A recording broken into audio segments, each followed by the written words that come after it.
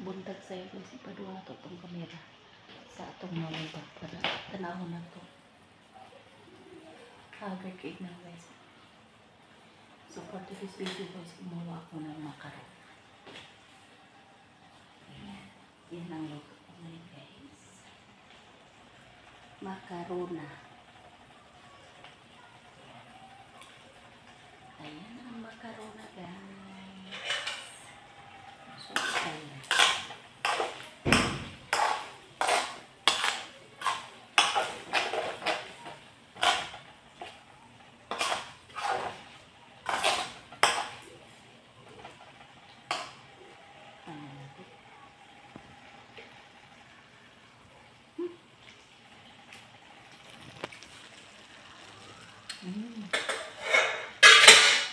Okay na guys, luto na. Patayin na natin.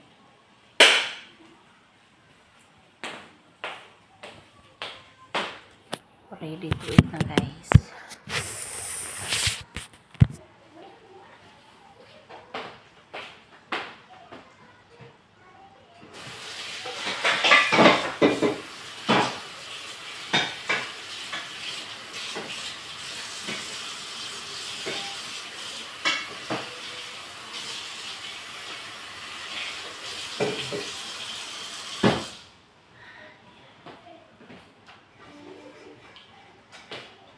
Maaga kasi ako guys nagluto kasi may pasok ngayon.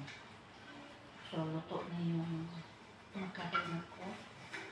Ready to eat na sa mga kids.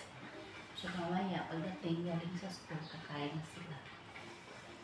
So takpan na natin.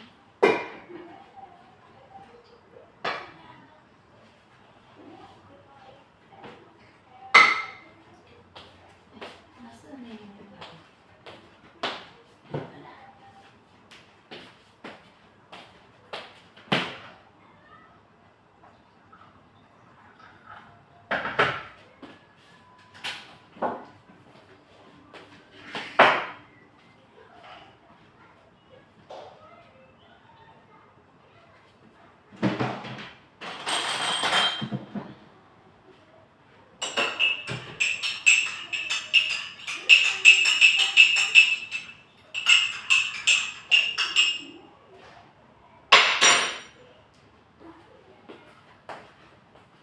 So ako naman guys, inuubo ako no. Kaya ang ginawa ko ngayon, naglaga ako ng luya. Ito na guys. Naglaga ako ng luya.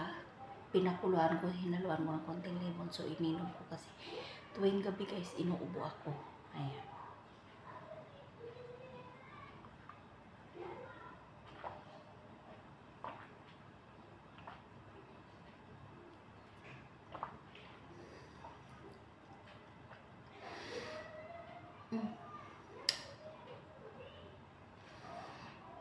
Maasim na halang, pero tiisin ninyo guys kasi gamot ito sa ubo. Kaya shout out dyan sa mga ubo ha, ipang ubo, maglaga lang kayo og gingibil, haluan ninyo lemon, lagyan niyo mainit tubig, yun lang inumin niyo. Kung mayroon kayong mga kati-kati dito sa lalam na nagagamot, yun lang ang iniinom ko guys pag inuubo ako. Yan. Medyo okay na yung ubo ko guys. Kasi ano na ngayon eh. Pangatlong araw na simula nung inubo ako. Ito lang iniinom ko guys. No.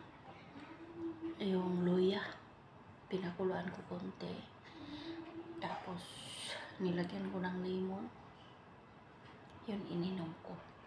Sawa ng juice. Okay naman guys ang aking ubo. Kaya yan, shout out dyan sa may mga ubo. Yan lang ang gawin ninyo.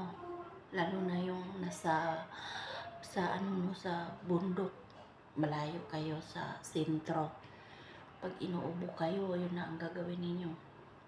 Maglakala kayo ng luya. Lagyan ninyo ng lemon o kung walang lemon, argidulce. Patakan ninyo. Tapos inumin ninyo yung medyo mainit-init na tubig pa. So, Napakagaling talaga dito guys. Nakakatanggal ng mga kati-kati dito sa lalamunan. O, di ba guys? Oh. Ako guys, umiinom ako yung hindi pa ako nakakain ng kanin, yun iniinom ko. So, yan lang guys, ang aking ka-share ngayon. Thank you for watching. Bye-bye.